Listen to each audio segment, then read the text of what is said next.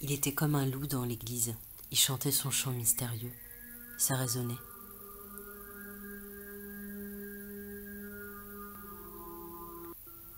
Comme avoir un horizon à l'intérieur même de sa bouche, sa ventriloquie d'église.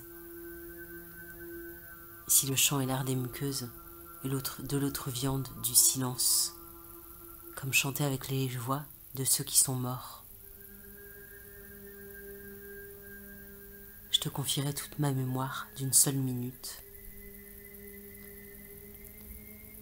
Et si les rails des anciens voyages font les spirales un peu tristes de nos pellicules, le temps sera témoin de nous, nos petits édredons. On empaillera la corneille sans fermer son chant. Si l'église du réel est pleine de résonance et on est chacun attentif à celle qu'on a besoin d'entendre, et si chanter c'est ramper hors sa propre bouche.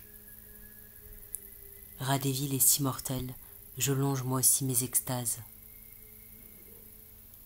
Si donner naissance c'est que la résonance devient elle-même le chant, nos mémoires d'une seconde d'avoir eu sur terre un prénom, un nom, et que la taille du mur est indépendante de la taille des noms, du nombre des morts.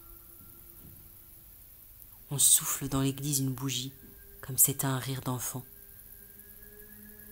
comme jouer une mélodie qui manque. Si on vit entre nos cicatrices de minuit et une rangée de géraniums, il faudrait baptiser les voix. Si les voix sont l'accès donné au clocher,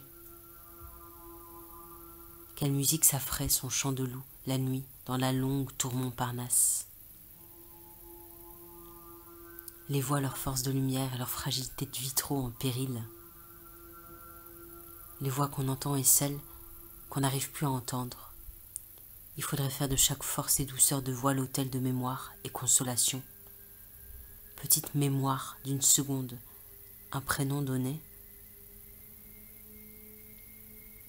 Il venait dans l'église, entendre peut-être sa propre voix dans la hauteur et solitude des murs. Comme se tirer voyance dans la carte sans figure d'avoir cette voix aujourd'hui. J'irai cacher tous tes souvenirs sauf ma voix, comme cacher une fève dans ton cerveau. Si chanter c'est la lente préparation à la mort, de lâcher sa propre voix comme âme, ne plus retenir. Viens mon amour vivre sur ma voix.